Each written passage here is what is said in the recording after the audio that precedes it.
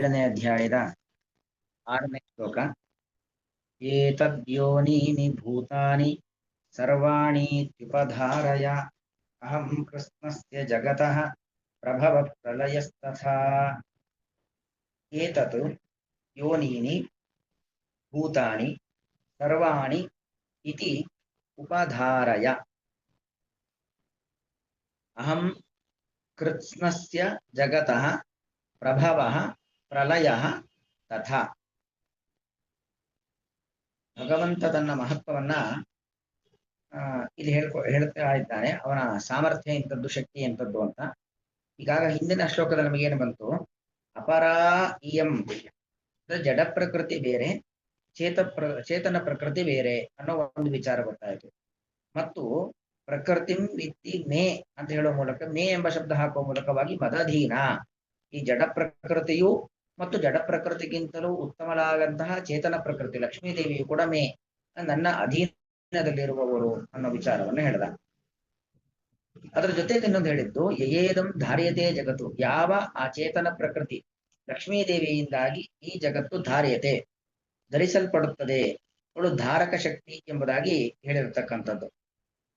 ಲಕ್ಷ್ಮೀದೇವಿ ಜಗತ್ತಿನ ಧಾರಕ ಶಕ್ತಿ ಮತ್ತು ಭಿನ್ನ ಪ್ರಕೃತಿರಷ್ಟದ ಮೂಲ ಪ್ರಕೃತಿ ಸತ್ವ ರಜಸ್ಸು ತಮಸ್ಸು ಎಂಬತಕ್ಕಂಥ ಮೂಲ ಗುಣಗಳಿಂದಾಗಿ ಈ ಜಗತ್ತಿನ ಮಹತ್ತತ್ವ, ಅಹಂಕಾರ ತತ್ವ, ಪಂಚಭೂತಗಳಲ್ಲೂ ಕೂಡ ನಿರ್ಮಾಣ ಆಗಿದೆ ಅಂತ ಹೇಳಿದಾಗ ಸಹಜವಾಗಿ ಏನನ್ಸುತ್ತೆ, ಚೇತನ ಪ್ರಕೃತಿ ಅಂದ್ರೆ ಲಕ್ಷ್ಮೀದೇವಿ ಮತ್ತು ಜಡ ಪ್ರಕೃತಿ ಇವುಗಳಿಂದಾಗಿ ಜಗತ್ತು ನಿರ್ಮಾಣವಾದದ್ದು. ಜಗತ್ ನಿರ್ಮಾಣದ ವಿಚಾರದಲ್ಲಿ ಭಗವಂತನ ಕೆಲಸ ಏನು ಇಲ್ಲ ಅಂತ ಅನ್ಸತ್ತೆ. ಯಾಕಂದ್ರೆ ಈ ಹಿಂದಿನ ಶ್ಲೋಕಗಳನ್ನು ಗಮನಿಸಿದಾಗ ಚೇತನ ಪ್ರಕೃತಿಯು ಭಗವಂತನ ಅಧೀನ, ಅಚೇತನ ಪ್ರಕೃತಿ ಅಂದ್ರೆ ಜಡ ವಸ್ತುಗಳು ಅದು ಭಗವಂತನ ಅಧೀನ ಅನ್ನೋದು ಗೊತ್ತಾಯಿತು. ಮತ್ತು ಆ ಚೇತನ ಪ್ರಕೃತಿ ಮತ್ತು ಅಚೇತನ ಪ್ರಕೃತಿಯಿಂದಾಗಿ ಜಗತ್ತು ನಿರ್ಮಾಣ ಆಗಿದೆ ಅಂತ ಗೊತ್ತಾಯಿತು ಅಲ್ವಾ? ಹೊರತು ಜಗತ್ತು ಭಗವಂತನಿಂದಲೇ ನಿರ್ಮಾಣ ಆಗಿದೆ ಗೊತ್ತಾಗಿಲ್ಲ.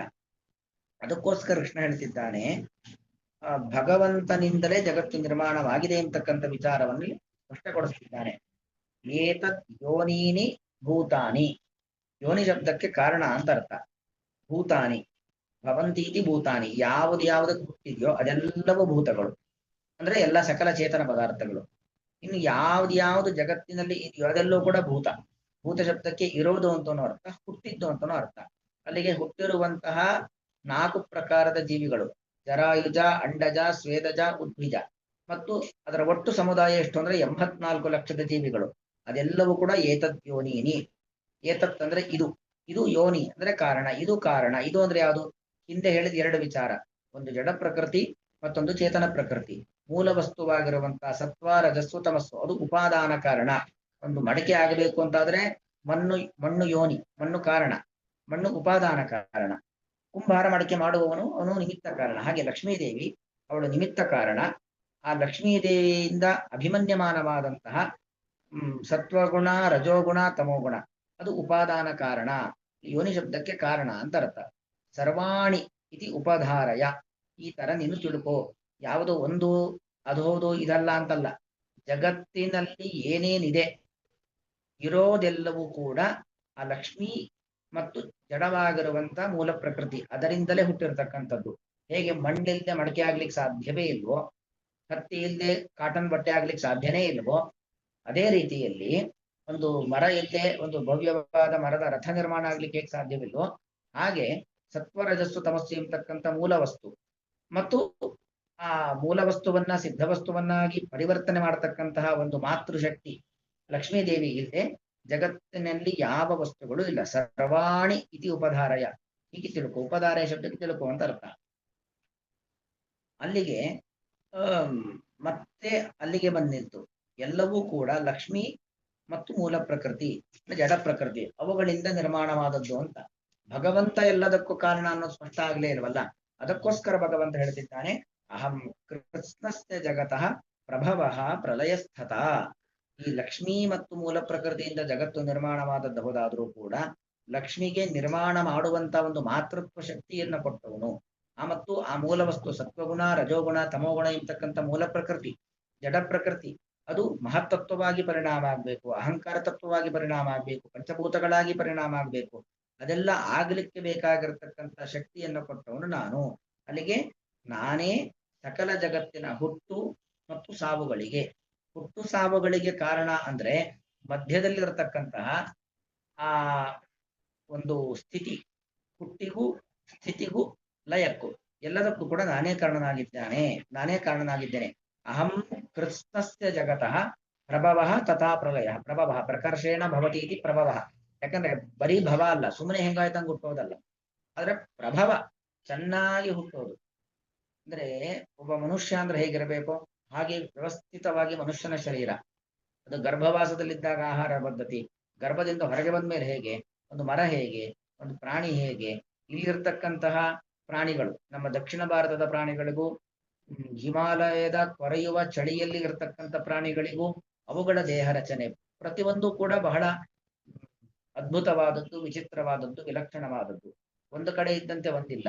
ಒಂದು ಕಡೆ ಅತಿಯಾದ ಬೇಸಿಗೆ, ಆ ಬೇಸಿಗೆಯನ್ನ ತಡೆದುಕೊಳ್ಳಿಕ್ಕೆ ಬೇಕಾಗಿರತಕ್ಕಂಥ ಅಲ್ಲಿಯ ಜೀವಿಗಳಿಗೆ, ಸಸ್ಯಗಳಿಗೆ ಬೇಕಾಗಿರತಕ್ಕಂಥ ಒಂದು ವಾತಾವರಣ. ಮರಳುಗಾಡಿನಲ್ಲಿ ಬೆಳೆತಕ್ಕಂತಹ ಸಸ್ಯಗಳು ಇಲ್ಲಿ ಬೆಳೆಯೋದಿಲ್ಲ ಅಲ್ವಾ. ಮರಳುಗಾಡಲ್ಲಿ ಯಾವ್ದು ಬೆಳಿಲಿಕ್ಕಾಗತ್ತೋ ಅಂಥದ್ದನ್ನೇ ಭಗವಂತ ಬೆಳೆಸ್ತಾನೆ. ಅಲ್ಲಿ ನೀರಲ್ಲಿ ಬದುಕಲಿಕ್ಕಾಗಲ್ಲ, ಅಲ್ಲಿ ನೀರು ಸಿಗ್ತಕ್ಕಂಥ ವ್ಯವಸ್ಥೆ. ಅಂದ್ರೆ ಬಹಳ ವ್ಯವಸ್ಥಿತವಾಗಿ ನಾವೊಮ್ಮೆ ಸೃಷ್ಟಿಯನ್ನ ಸುಮ್ಮನೆ ಜಗತ್ತನ್ನ ಗಮನಿಸ್ತಾ ಕೂತ್ರೆ, ಪ್ರತಿಯೊಂದು ವಸ್ತುವನ್ನ, ಮನುಷ್ಯ ಇರಬಹುದು, ಪ್ರಾಣಿ ಪಕ್ಷಿ ಮರ ಗಿಡ ಬಳ್ಳಿ ಎಲ್ಲವನ್ನು ಸೂಕ್ಷ್ಮವಾಗಿ ಗಮನಿಸ್ತಾ ಕೂತ್ರೆ ಆ ಭಗವಂತನ ಸೃಷ್ಟಿಯ ಅದ್ಭುತ ಅದು ಬಾಯಿ ಬಿಟ್ಟು ಹೇಳಲಿಕ್ಕೆ ಸಾಧ್ಯವೇ ಇಲ್ಲ. ಅದು ನಮ್ಮ ಕಲ್ಪನೆಗೆ ನಿಲ್ಕ್ಲಿಕ್ಕಾಗೋದಿಲ್ಲ. ಬಾಯಿ ಮೇಲೆ ಬೆರಳಿಟ್ಕೊರ್ಬೇಕು. ಅಷ್ಟು ಅದ್ಭುತವಾದದ್ದು, ಆಶ್ಚರ್ಯವಾದದ್ದು, ವಿಚಿತ್ರವಾದದ್ದು, ವಿಲಕ್ಷಣವಾದದ್ದು ಆ ಭಗವಂತನ ಸೃಷ್ಟಿಯ ಒಂದು ವೈಚಿತ್ರ್ಯ. ಹಾಗಾಗಿ ನನ್ನಿಂದಾಗಿ ಅಹಂ ಜಗತಃ ಪ್ರಭವಃ ತಥಾ ಪ್ರಲಯ. ಪ್ರಭವಃ ಚೆನ್ನಾಗಿ ಜಗತ್ತು ನಿರ್ಮಾಣವಾಗುವುದು, ಹುಟ್ಟುವಂಥದ್ದು ನನ್ನಿಂದ, ಮತ್ತು ಜಗತ್ತು ಪರಿಪೂರ್ಣವಾಗಿ ನಾಶವಾಗುವಂಥದ್ದು ನನ್ನಿಂದ. ಹುಟ್ಟು ನಾಶ ನನ್ನಿಂದ ಅಂದಮೇಲೆ ಮಧ್ಯದ ಸ್ಥಿತಿಯು ಕೂಡ ನನ್ನಿಂದ. ಅಲ್ಲಿಗೆ ಈ ಲಕ್ಷ್ಮೀದೇವಿಯೂ ಜಗತ್ತಿಗೆ ಕಾರಣ, ಮೂಲ ಪ್ರಕೃತಿಯೂ ಜಗತ್ತಿಗೆ ಕಾರಣ. ಆ ಲಕ್ಷ್ಮಿಗೂ ಮೂಲ ಪ್ರಕೃತಿಗೂ ಕಾರಣವಾಗುವಂತ ಒಂದು ಸೌಭಾಗ್ಯವನ್ನು ಕೊಟ್ಟವನು ಭಗವಂತ. ಅವನು ಎಲ್ಲದಕ್ಕಿಂತಲೂ ಕೂಡ ಮಿಗಿಲಾದ ಒಂದು ಶಕ್ತಿ. ಭಗವಂತನಿಂದಲೇ ಮುಖ್ಯವಾಗಿ ಜಗತ್ತು ನಿರ್ಮಾಣವಾಗೋದು, ಜಗತ್ತು ಇರೋದು, ಕೊನೆಗೆ ಲಯವನ್ನು ಹೊಂದತಕ್ಕಂಥದ್ದು. ಏತತ್ ಯೋನೀನಿ ಅನ್ವಯಾರ್ಥ ನೋಡಿ. ಭೂತಾನಿ ಜಗತ್ತಿನಲ್ಲಿ ಇರುವಂತಹ ಪ್ರತಿಯೊಂದು ಚೇತನ ಮತ್ತು ಪ್ರತಿಯೊಂದು ಅಚೇತನ, ಇದೆಲ್ಲವೂ ಕೂಡ ಏತದ್ ಸರ್ವಾಣಿ ಭೂತಾನಿ, ಎಲ್ಲ ಚೇತನಾಚೇತನಗಳು ಕೂಡ ಏತದ್ ಯೋನಿನಿ, ಈ ಮೂಲ ಪ್ರಕೃತಿ ಮತ್ತು ಚೇತನ ಪ್ರಕೃತಿ ಇವುಗಳೇ ಕಾರಣವಾಗಿ ಇರುವವುಗಳು ಎಂಬುದಾಗಿ ಉಪಧಾರಯ ಇತಿ ಉಪಧಾರಯ, ಈ ರೀತಿಯಾಗಿ ತಿಳಿದುಕೋ. ಅಹಂ ನಾನು ಕೃತ್ಸ್ನಸ್ಯ ಜಗತಃ ಸಮಸ್ತ ಬ್ರಹ್ಮಾಂಡದ ಕೃತ್ಸ್ನಸ್ಯ ಜಗತಃ ಸಮಸ್ತ ಜಗತ್ತಿನ ಸಮಸ್ತ ಬ್ರಹ್ಮಾಂಡದ ಪ್ರಭವ ಹುಟ್ಟಿಗೆ ಕಾರಣನಾದವನು, ತಥಾ ಹಾಗೆ ಇರುವಿಕೆಗೆ ಕಾರಣನಾದವನು, ಮತ್ತು ಪ್ರಲಯ ಸಂಹಾರಕ್ಕೂ ಕಾರಣನಾಗಿರ್ತಕ್ಕಂಥವನು. ಏತದ್ ಯೋನೀನಿ ಭೂತಾನಿ ಸರ್ವಾಣೀತ್ಯುಪಧಾರಯ ಅಹಂ ಕೃತ್ಸ್ನಸ್ಯ ಜಗತಃ ಪ್ರಭವ ಪ್ರಲಯಸ್ಥತಾ. ಶ್ರೀಕೃಷ್ಣಾರ್ಪಣಂ.